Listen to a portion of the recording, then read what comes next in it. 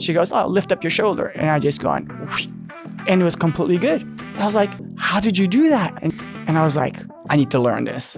On the weekend is when you give the most excuse so that you can go to the pub, and instead of having just a beer, you have 4 or 5. That amount of beer is actually gonna aggravate your stomach, could give you reflux, abdominal pain, and then it can give you back pain.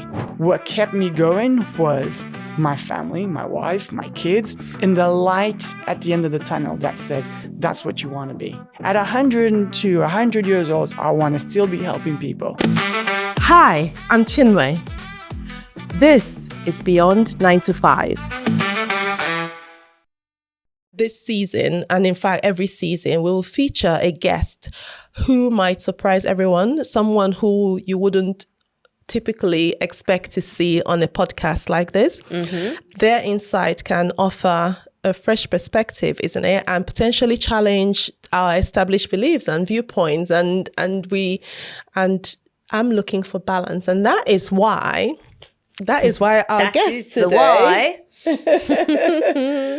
Our guest today was born in the US, and at age 5, he and his family. We bring in a he. Here comes the balance then. Fabulous. Totally, right. He grew up in Portugal. And at the peak of a successful career in IT, he serendipitously found his calling in osteopathy, and which ultimately prompted a move to the UK with his wife and two daughters, and so that he can launch his practice here. I'm really curious to explore his experiences of making this sort of pivotal transition while in a traditional role as a father and partner, specializing in women's health and driven by a passion for sports therapy. And I hear a bit more towards the spiritual aspects and very holistic practice he's got. And he's really your ordinary guy next door who followed his passion and embraced new frontiers to find purpose in his osteopathy practice, where he provides holistic care and therapies to help his patients and clients. Shall we welcome Dan Fernandes then? Yeah, let's get him in. Come on in, Dan. Hi. Nice to meet you. Thank you for being here. Thank you for the invitation. Oh, yes, of course. Yeah. Thank you for the invitation. You're very, very welcome. How did you find it? Did you find the studio okay? Yeah. It's a bit chilly outside. Yeah. But it's England, so we got used to it. It's always chilly in England. Yeah. Not like Portugal. It's nice. No, this week's been like 20 degrees up there. Really? Yeah. But it's okay. So I've been to Portugal, and I think I want to go and live there. It's a challenge. Where is the best place to live? If I was coming from here and saying, okay, I need to go and settle there and we'll be, set up station in Portugal, north, south?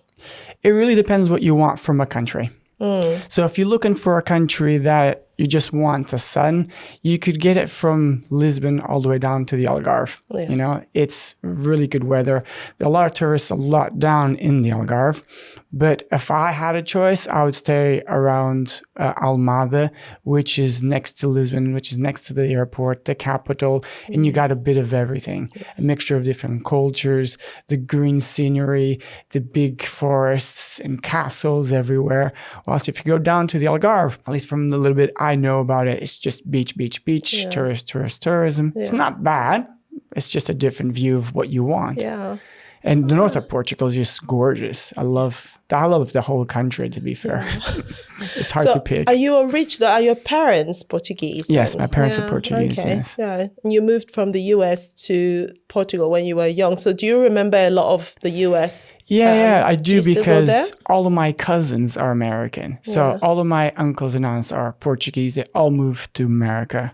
Okay. They met there and then they had kids. So all my cousins and my brother is American, and they all stay there, and we are the ones that came to Portugal. So every 2 years I would speak to my cousins. That's why my accent is still a bit American. Yeah. So I would go there every 2 years and see their houses, and just have fun, basically. Yeah. Whereabouts in America? Boston, Massachusetts. Okay. Yes. Nice. Yeah. So do you know where you're going to end up? Portugal. Back in Portugal. Yes, See, and you'll see me there when I would have moved by then. It's a place where you can go for retirement. It's what I'm mentioning there, just in ways that if you go into Portugal and you're still working here, if you get your financial benefits from the UK, it's brilliant. You can work from your laptop. That's fantastic. Now, if you go to Portugal to start your business, you need to have some backup of money to help you, because it's quite complicated. Because I tried it about 3 years ago, right, and I had to come back. Oh, really? Yes, because the income potential is lower, is no, it? it was just they didn't accept my British qualification because of Brexit. Okay. Yeah, unfortunately. That's Really? quite That's narrow-minded, interesting. isn't it? Yeah. They said because of Brexit, my qualification was not recognized anymore. Closing all their doors, which is quite short-sighted, I would say. It is. Hopefully, what they want, I can still get access to it because I teach osteopathy as well. Their excuse was, we can't accept you. You need to go back to uni. And I said, well, why don't you give me an exam to see my experience, my current experience, and then if I need to brush on something, I'll give a couple of classes, obviously. But they didn't want to do that. So basically what I've done was I just took the whole family back to the UK because I could only spend so much time trying to beat the system. Trying to beat the system. So they said, you need to be European. So because I teach in different countries, I teach in Denmark. I then went to Denmark, sent my papers to Denmark, and I'm now a registered osteopath in Denmark as well. So anytime I want to go back to Portugal, I could go and say, look, I'm a Danish osteopath. So they have to accept me. But it's not my time to go back to Portugal now. No. But you weren't always an osteopath. You had a life in IT. Yes. Am I right? Yeah, I got that right. Yeah. What was that like? Well, in terms of the work-life balance, pace, and things like that. Portugal is it's a country where it's fast-paced all the time. You know, things open very early in the morning and they close very late. I was very fortunate to go into a company which is a German company, and I was working for P.O.V, which they have this kitchen appliance that you have it here in England as well. And basically I was in the IT department working with all the competitions, with new branches opening up and stuff like that. So it was good. I was working from 9 to 5. I had a really good income versus all the people that I've done my Microsoft engineer course with. So I felt I was living the dream, actually. So what changed? How did you go from that life and that career to osteopathy? For me, it was when I got married. When I got married, I looked at my wife. She was coming up the aisle and, you're very nervous and you're thinking, is this the right person for you? And then are you going to spend the rest of your life with this person? It's those big questions. And I looked at her and I said, yes, of course, that's it. And I just thought, why not ask this question for everything in my life? So the next best thing was my work. My career. You want to do the rest of your life. Do you want to spend all of your life looking at a computer, looking at Excel files? And the answer was no. So I was debating on what I could do, but I was earning good money for a Portuguese salary. And I was like, I don't know. So then it hit me. So literally. So I like to do kite surfing. So one day I went to do some kite surfing and this huge wind came through and it hit me like I wasn't expecting. And I went through these dunes, through the water, to the dunes. I hit down and I was knocked out for about a minute. And I just thought, oh my God, life is short, right? So I talked to my wife. I couldn't move my shoulder properly. And she had a friend who said, you should go and see my osteopath. And I said, I've seen many osteopaths. I like to try different people. Let's go and try different people. So that's what I did. And she did something to me that was just remarkable, is that she just basically put her hands in my shoulder and for about 30 minutes. And after that, it was all okay. And I was like, in my head, I was like, what a waste of money. I'm expecting some big articulation, some soft tissue work. And then nothing. I was like, okay. And she goes, oh, lift up your shoulder. And I just gone, whoosh, and it was completely good. And I was like, how did you do that? I mean, I've been into other people where they're like massaging, doing manipulations. And she goes, oh, this is my kind of osteopathy.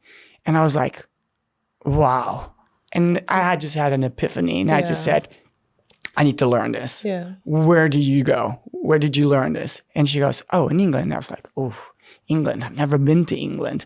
So it was something that just stuck. I went for a second and third treatment. By the third treatment, I was good and gone. And I just had all the details. And I came to do an open day. And that was basically it. Wow. At what age were you then? Oh, I was 30.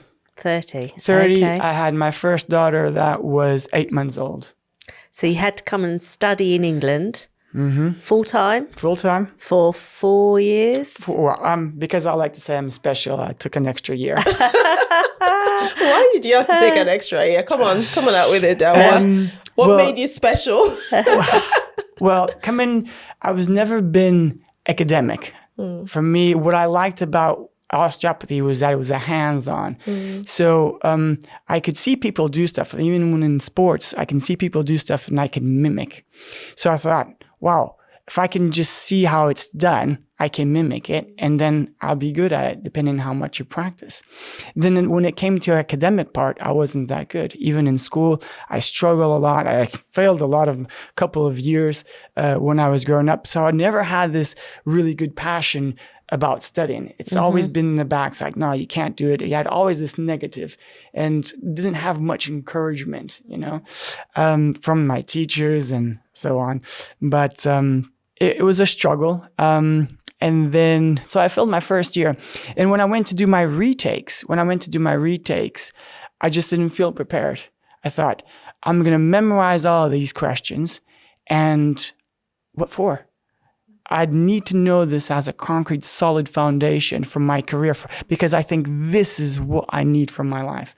So I went to do my first exam, my anatomy exam. I came out of the exam and I went straight into the board and I said, I want to redo the year. And she said, aren't you going to do a test today? I says, yes, but I want to redo the year. She says, but you probably passed. She says, I don't think I did.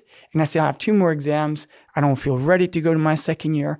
I'm going to redo my first year. And it was the best thing I did. Yeah. I passed in flying colors the first year. Then my second year, I failed a couple of other ones, but I kept on persisting, and then I did it again. Yeah. Because Lou, you went back to school for a bit, did you? Did you have to retrain? So I retrained as a physio when I was 40. Oh. So similar kind of thing. It's so hard, isn't it, to go back into it? So hard. I had a bit of a journey, got divorced after the first year, became a single mum to teenagers, was obviously doing all my learning, etc. 4 years, travelling right the way around the other side of the UK in terms of going to the west side of London. So I understand that drive that you just know that you have to get there. But did you ever think, I can't do this? Oh, every day. Yeah, me too. Every day. I mean, as a teacher, I think because I taught at the European School of Osteopathy, I taught there for their MOst program, so their undergrads, and then now I teach internationally. I used to teach in Russia before all of this. I teach in Denmark, I teach in Singapore, and next year I'm going to start teaching, next year, February, I think it is, or March, I'm going to Iceland as well. Wow. So what we do is we teach physios that feel that they need a bit more than just the physio part, and they want to become osteopaths. And so we kind of give them the upgrade. That would be like a fusion of... Yes, absolutely. Fusion. It's an amazing fusion. Yes, and I do a few osteopathic techniques just because I'm fascinated by it, but I haven't had the official training. I've been CPD training courses, but the combination of the two, and then, we'll talk more about the spiritual side, the energy work, all of that creates what I believe is that perfect treatment. Yes. It's not just one in isolation, isn't it? And I'm sure there's some physio bits that you do too. And Sure. and that creates your every person you're seeing is individual, as we know. So every treatment you give is individual. So you bespoke it and pick out from your toolbox. Today I'm going to use physio.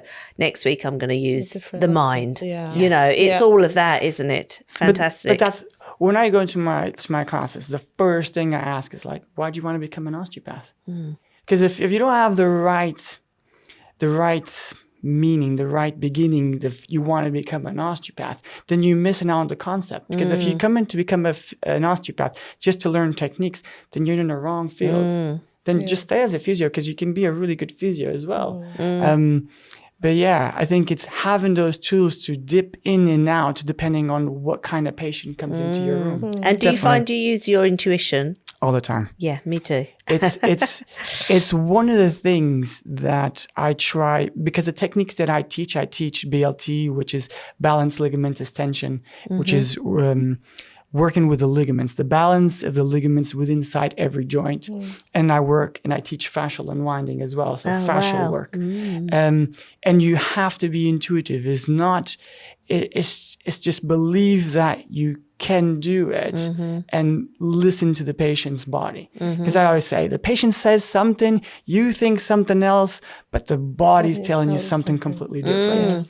Absolutely. Because our perception of what our bodies are doing is not always accurate, because it's, you might think, oh, the pain is here, but actually it's coming from somewhere else. And because a lot of us need a bit of practice in terms of honing into our own bodies. We're often very busy, very distracted, that we're not always mindful of what our bodies are doing. Really. And it's our belief system as well. So your belief system comes in. 100%. I think the belief system is the most important thing. Yeah. Because like you were saying about being the energy and the spiritual, the belief system is that most practitioners come in and they want to be treated for their back, for an example. And they think the problem is their back. Well, when they come from me, I look at from head to toe, and it's looking within. So we start to talk about as well about what they eat, because they could have problems in their abdomen, which is food related, that can have problems in the lower back. So it's not just treating the back again and again that's going to make it fixed. They need to change their habits. They need to want to achieve that extra bit of health so that I can then heal themselves from the inside out, not outside in. Release the trauma. Yes, exactly. And then in a way, releasing your body's ability to heal itself, isn't it? Homeostasis. To get that balance. I mean, it's really interesting that you chose to kind of go back to school. You went full time? Yes. Did you do full time? Yes. For 5 years. I mean, that would have been pretty intense. Yeah, it was. But thankfully, I've got my wife. She was my rock. When we decided to go to the UK, my wife's a dentist, and she said that she would take ownership for everything. So for 5 years, I was working. She was working, and I was just studying. So she would go out with the kids, and I would study. I had to suffer for 5 years, but it was all worth it. My wife would go out to the zoo and do all sorts of things with my kids on the weekend, and I'd say, I can't go now. I have to stay home studying. Especially having failed 1 year, and I says, I'm not failing again. It's the pressure is on me to finish in 5 years now, and I'm going to have to do it because this is what I wanted to do.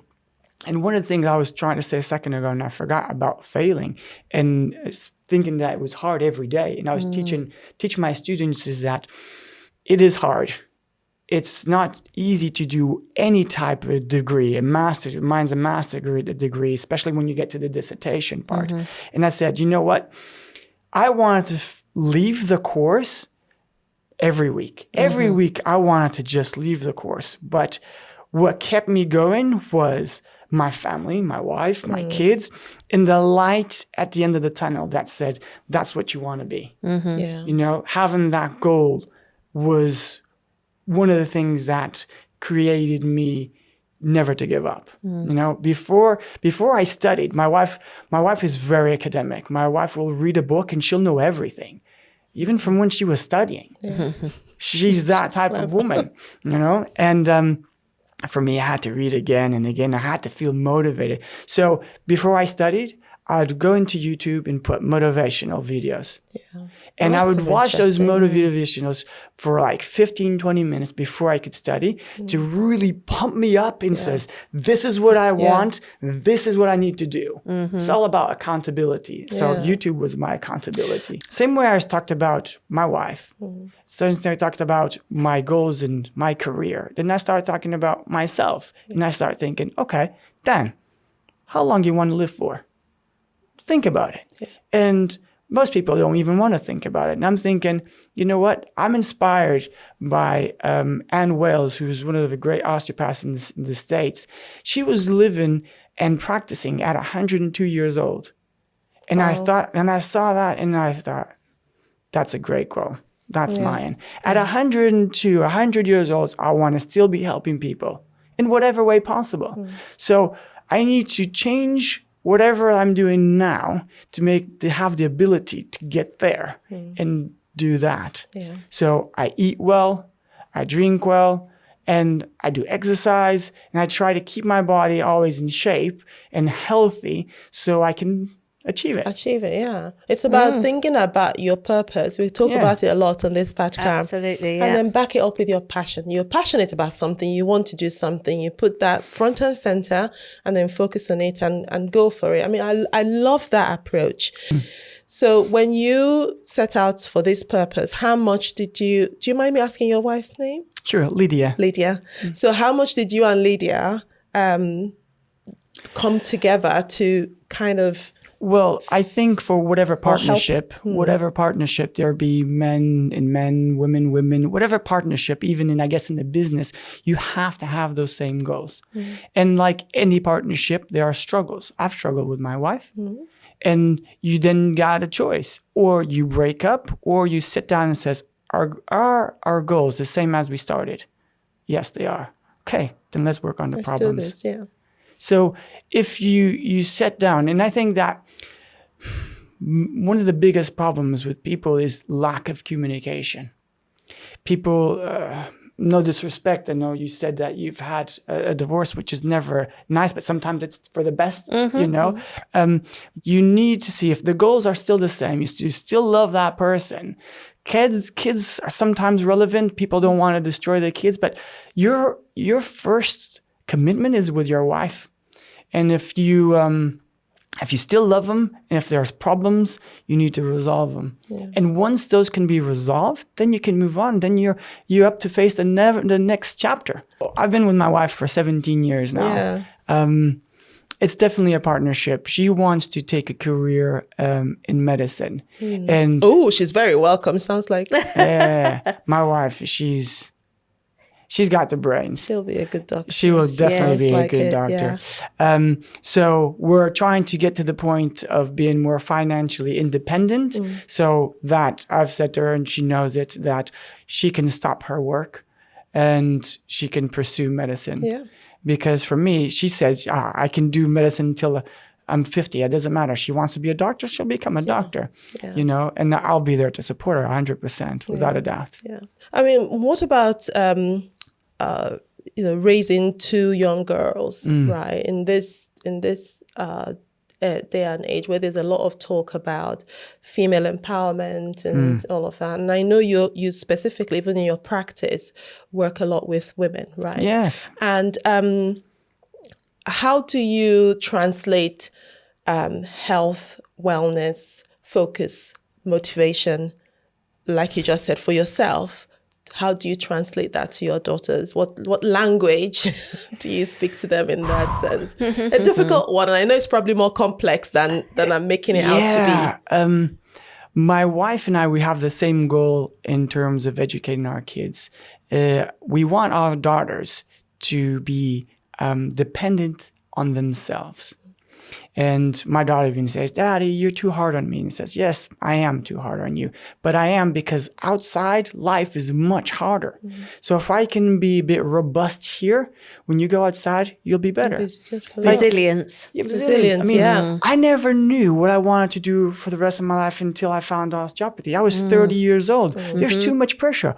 When you're growing up, what do you want to be? What do you want to be? No It says, idea. have no idea. I fell into IT, and then I fell into osteopathy, and who knows? You know, Absolutely. I feel that we should always be growing, but some people might not think so. But it's their choice. With our kids, we say, look, you can choose whatever you want. But in school, you need to have top grades. So you can just study to be one of the best, or the best that you can, right? And then you can choose what you need, what you want to do. Yeah. We give them the choice. But if we just are too laid back and don't give them and don't push them enough to give them some guidance, like any children who just stay home watching on the phone all the time. I wanted to ask you about your journey as an entrepreneur. Basically, because obviously there's a health practice bit, there's a clinical part, caring for patients, but there's also the business end of things, the marketing, the branding, you shuffle. That's the tough bit, isn't it? That's Do you enjoy that bit at all? Well, yeah. you've got a background in IT. Yes. Do you have a slight advantage then from? Well, yes, but IT, it's always developing so quickly. Yeah. I mean, you being out of IT for 5 years, you're a dinosaur. Yeah, exactly. You're a dinosaur. So my first websites, I built them. No, I didn't. I just paid somebody else to do it. Because then you have to see the value for your time. Do you really want to spend all that time into it? Or do you want to pay somebody that could do it quicker, faster, more efficient, looking better, different ideas? So I just pay people to do it, to do the website, and then I maintain it because I know how to do work with WordPress. Are you good with the sort of the number crunching bit of running a business, like the accounting? Don't look at me for that inspiration. That's the worst part of my job. When you're a one-man band, it's really hard. It is. Yeah. It's really hard. So I've tried to go into places and meet people that are better than me. So I've gone to a business network meetings where I could find people that are better than me, so that I don't have to do these things, and then they know the shortcuts and the benefits from that. So I've always had an accountant, and I've just changed for another accountant that could give me more benefits on things that I'm now having 2 clinics, more expenses, and I need to know how to manage it well. So it's a growing process. It's hard to crunch those numbers, but my goal is really to help as many people as I can. That's why I've grown to a second clinic, because I wanted to gather more, get more grounds for people like in Sittingbourne. I've got people in Bearsted, all around the upper areas of Maidstone. And like that, I can just attack, because most people don't like to come into town. So that's why I got my second clinic. Yeah. But it's hard.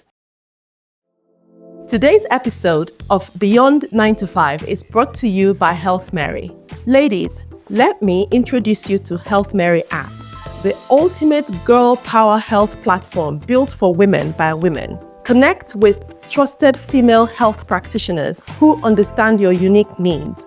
From fitness and menopause coaching to skin and nutrition, expert consultations are just a tap away. Health Mary interviews and screens every single one of their practitioners, so you can know that they are the best in the business of looking after you. The app isn't just a directory for finding the best female specialists. The Reels feature gives you instant access to a wealth of qualified content posted on the app by the top-notch professionals on there. This is not social media type of content. This is like a digital health magazine in your hands and on the go. And the best part is that it's free to download and join. So what are you waiting for, girl? Download the app and unleash the girl power inside to enhance your health and well-being. You have an interesting viewpoint when it comes to your practice, because I know you've said this to me before, that you focus entirely on the patient's journey and not on profit, right? Yes. a lot of us in the healthcare business are in a way very similar, isn't it? We really, you go into health because you care for people. But I thought it was really interesting that you're very vocal about that and that you kind of stay true to that in your practice. Why are you?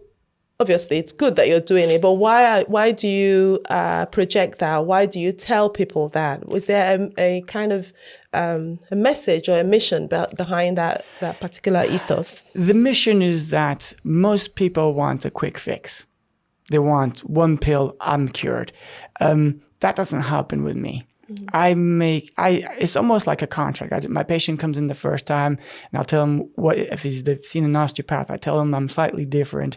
But I will want something from them. They have to work their 50% because I want them out of my clinic as soon as possible. And stuff like nutrition is like the main thing that people cut off. Oh, I can eat whatever I want. And it's like, no, you need to work with you. You can't value something else better than yourself. And I always take like in the car. It's like, you have your car. It takes petrol, right? It says, yes. But on the weekends, you put diesel. It says, no. So why would I put diesel? Because it's the weekend. On the weekend, we have fun. So we change our fuel. And they go, no. It says, but on the weekend is when you give the most excuse so that you can go to the pub and instead of having just a beer, you have 4 or 5. Having that amount of beer is actually going to aggravate your stomach. It could give you reflux, abdominal pain, and then it can give you back pain. So I try to educate them in having a better nutrition so that they can help themselves. And then I try to give them exercise if they need it, and doing some kind of meditation, relaxation, think about goals in life, being more positive. Everything influences. And when they bring that positivity, they change their habits, then their recovery is a lot better. Because as you know, stress is number one. If you're stressed, then you can't recover. Right? And nothing else is going to work. Then you're not going to sleep. And then if you're nervous and you can't sleep, then you're not going to eat properly. You're going to go for the fast things. So having that core foundation at home while you are having a healthy food, have a healthy partner, and you got a healthy relationship, then things start to be more positive and they grow out. It does. So that's what I try to include into my treatment. Yeah. You've gone a bit more spiritual as well. You're looking at bringing in more sort of holistic practices. Tell me about that. How did that start? With osteopathy, you've got different tools. The way I like to explain it is that, again, not all physios, but most physios just do exercise prescription, which is good, but you always need a bit of a physical and so on and so on. So with osteopathy, in the 4 year of a degree, a master degree, you learn how to work with sports injuries, with women's health. You learn how to work with babies. And everything requires different types of tools. You have to be more sensitive. If you have a baby, you're not going to do big maneuvers. You have to be more sensitive. It's a baby, right? So we tend to do cranial. And within cranial, we just hold and we listen into the fluid motions of the body.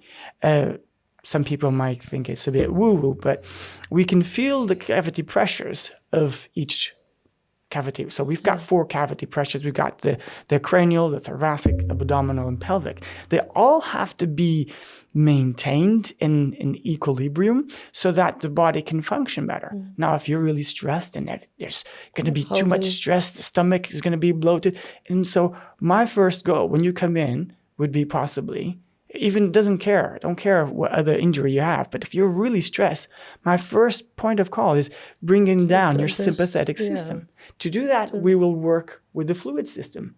So I just lay my hands on their head and just tell them to relax. Then we do a bit of exercise for breathing in and breathing out, so that they can work with the whole body whilst I'm breathing. And then we're working on these densities of allowing the body to do what it needs to do. I'm just there as a lever to allow their body to excel. So coming to spiritualism,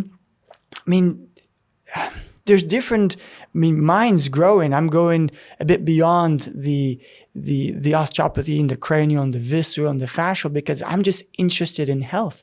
So I've also taken 2 courses on Reiki as well, level 1, level 2, because I wanted to see what other practices are doing. Let me understand. I'm not going to criticize them. I need to understand it. How is Reiki different from cranial, or how can they work together? And then how's that energy? Then where's the foundation? Yeah. That's what I'm listening to. I think the interesting thing is, when I started Health Mary, quite a lot of people approached me and said that as a doctor, aren't you a bit worried that you'll be seen and associated with people who are not sort of traditional medicine, who are doctors, who are sort of other alternative therapies? And my answer was absolutely not. Absolutely not. I'm not ashamed or I'm curious. I want to know more. And in a way, we all know and believe these things outside the sort of traditional science things. We all have a feeling. We all have an essence, so to speak. We're not allowed to talk about them often, but we all know it's there. It's really important that we start to learn and speak openly about the physical and the mental or spiritual aspect, because long before medicine as we know it existed, there are thousands and thousands and thousands of years of experiences, of traditions, of cultures, of practices. And some of them exist in the form of, Reiki or some of these other alternative pathways. Chinese acupuncture. Acupuncture, which is now actually within the NICE guidelines. If you come in with pain, then it's, am I right? Yes, it's in there. Yeah, absolutely. So acupuncture a few years ago would have been looked at and gone like, but now it's only just making its way into your GP's prescription pad. But these are systems, and I believe these are systems that have predated medicine as we know it now, and they should be given due respect. Yeah. If you go back, way back, those people that were burnt as witches, that were, crucified because they healed with what? Yeah. Herbs, love, energy, all of those things that were naturally within them. And we've grown so far away from that. It's got to be evidence-based, scientifically matched. It's got to have a paper behind it, etc., etc. Well, I don't think they ever had anything like that. And look how, they survived and created. So personally, I have a healthy respect for knowledge and experience and history and herstory. Herstory, yes, and history, exactly. And herstory, by the way, and speaking of witches being burnt in the stake, herstory had been tucked under for a long time, and I think there is quite a lot to recover in terms of what some of our female ancestors knew and did and practiced that we probably all don't have a clue about now. But unless we keep exploring and speaking about these other methods more, we will probably remain just status quo and things won't progress. When patients come in, they do tell me that they've seen and they've taken their child to an osteopath, which I'm increasingly finding quite intriguing because parents are now offering their children these sort of therapies do you find that same? Yes, midwives are the first ones to send the children to us, because they can come in with plagiocephaly, reflux, colics, and we work really well with that. So that's interesting. By regulating the pressures within the baby stops crying. We start to give them, there's a lot of problems with milk intolerance, even if they're breastfeeding. So like a couple of weeks ago, I had a mother that still breastfeeding, which is great, and says, how much milk, yogurt, and cheese are you having? Says, I love them all. Says, well, then you need to reduce. Do you drink any Coke? Says, yes, I also drink Coke. Says, all of those things are giving the nutrition into your baby. So the milk, yogurt, and cheese increases inflammation in the body. The Coke that you like drinking so much increases the gas into the gut. Well, your gut will absorb everything and then deliver it through the breast milk. So was your baby having explosive nappies? And she said, yes.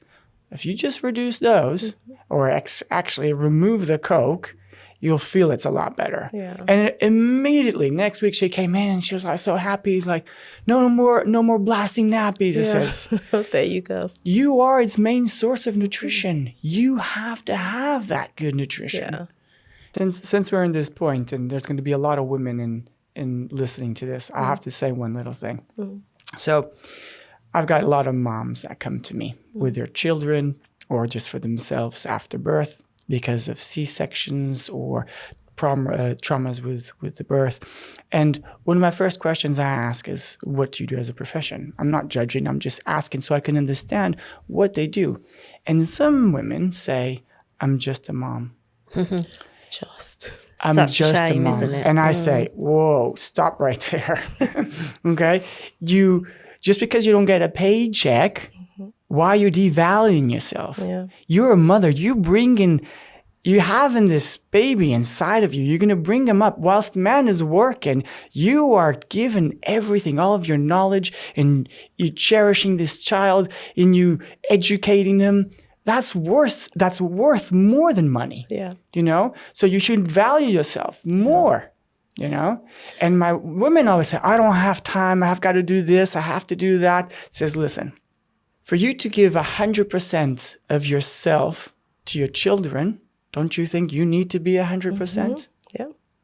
And I find that sometimes women don't give themselves the value that they should have to take that empowerment and take it forwards. It's all children. It says, children are second. Always, for me, I say it. Because I think you need to be 100% first. So you can give 100% to your children. And then they go, We had this conversation the other day, Yeah. About, and I said that the most profound thing that happened to me recently at the weekend was the lady who was a healer said to me, I want you to think of your inner child. So I immediately had this picture of me as a photo of me, and I'm about 6 and I'm looking at a daisy in the garden. And instantly I thought of that. And she said, so now I want you to love that inner child. Are you serving that inner child enough? And I was like, actually, I'm not. And I said at the time, didn't I? The emotions, there were tears ran down the side of my face and filled my ears.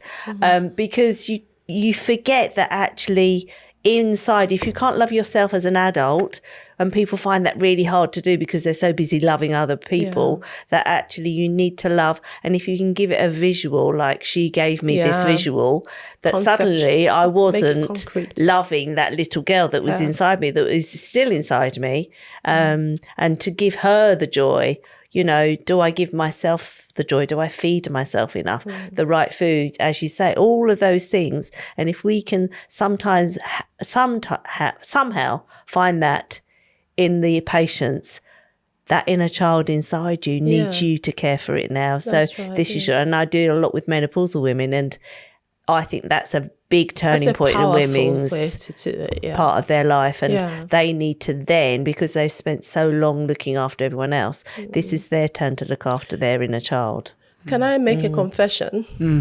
Oh, here we go. Confessional time. So several years ago, because my husband and I moved from Nigeria, where just after house job, medical school and house job, we packed one suitcase between the two of us and hopped on a plane and came here. But, the very first start of our training, we're both doctors, was really difficult because we were in training, on calls, Monday to Sunday, all of that. And between the two of us, I think there was a time when we were just passing Ola over at the door. He's coming in, I've handed her over, and I'm out the door. But anyway, we lived in the West Midlands at the time. And I had this neighbor who, for some reason, I think I used to be off my off days was probably on Wednesdays, something like one day of the week when I was around. And she'd pop out of her house with her 2 kids. And she was for some reason, she was always wearing white, right? So white trainers, and she looked pristine, right?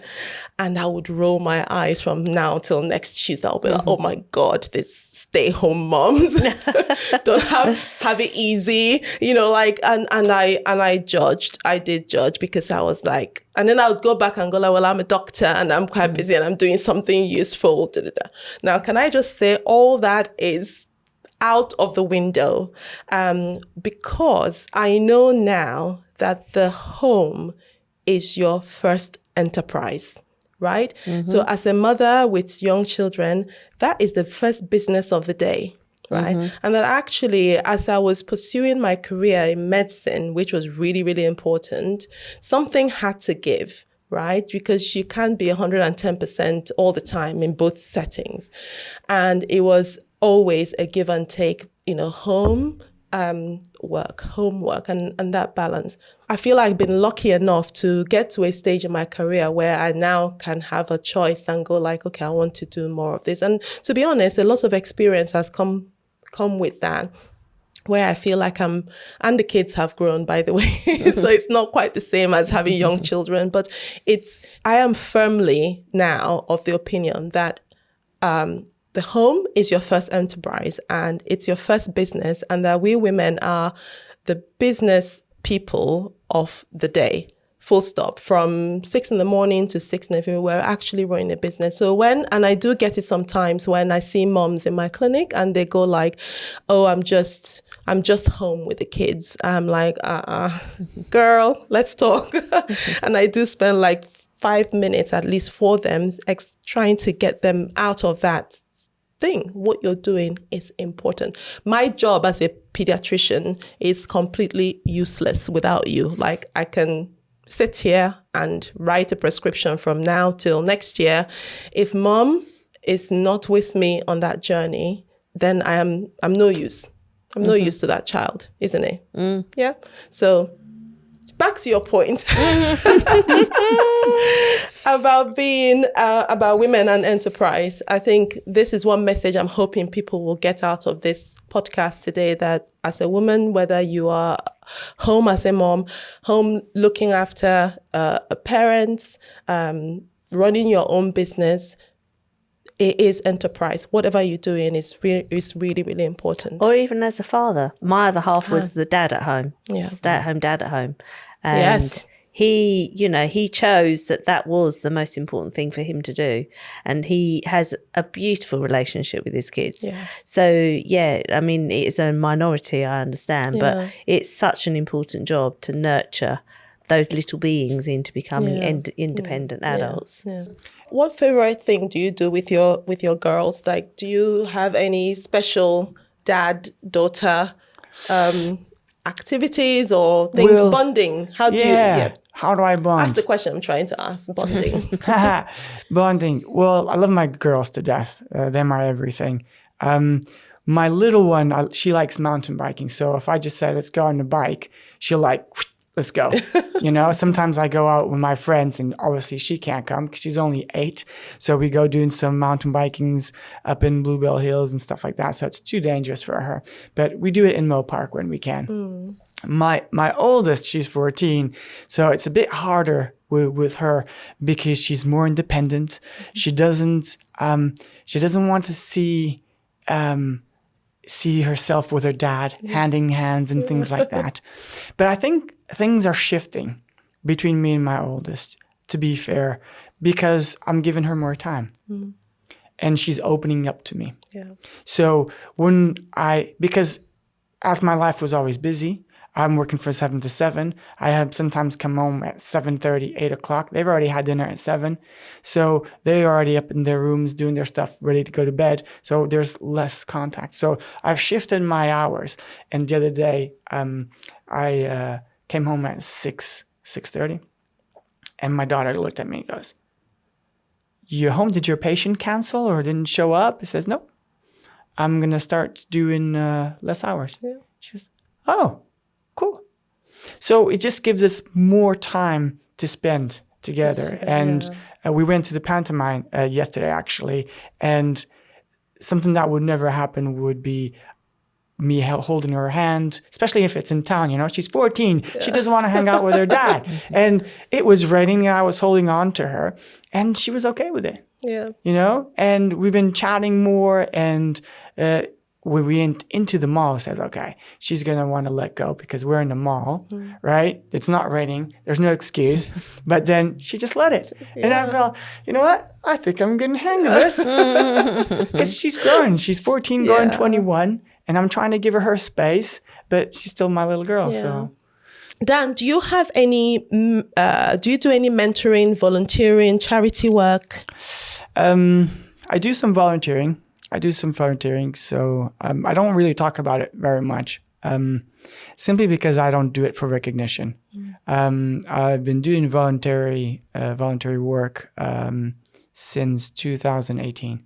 So I qualified as an osteopath 2016, and I thought, well, once I know I'm good enough to give back, I'm going to give back. So I've been doing the homeless. I've been working with the homeless since 2018, except for when it was COVID and then when I went to Portugal. But I'm back there now. So when I came back, I went straight in because they need help. Yeah. So I do that, but I don't normally say because I don't want the recognition. I do it because I think we should all do some voluntary work. Yeah. We should all contribute for the people that don't have anybody to talk to. Yeah. They have a story, and we're only 6 steps away from where they are. Yeah. At the end of the day, 6 changes in your life. I mean, I think it's interesting that you say you don't talk about it, and I appreciate that you've talked about it here on this podcast. But you know what? I know you don't do it for the recognition, but it's important to talk about it because people hear it, people understand it, people will respond to it, and maybe somebody out there will be motivated enough to go do it because they've heard you talk about it, they've heard about the cause that you're supporting. So thank you for sharing that with me. I mean, that's really exemplary, and giving of your time is, for me, it's very humbling. I've done the humbling and valuable. Christmas Day, feed them on Christmas Day. And it is so humbling. It's one of my favourite times at Christmas to actually go and listen to these people and make you value and appreciate our comfortable lives that we are in.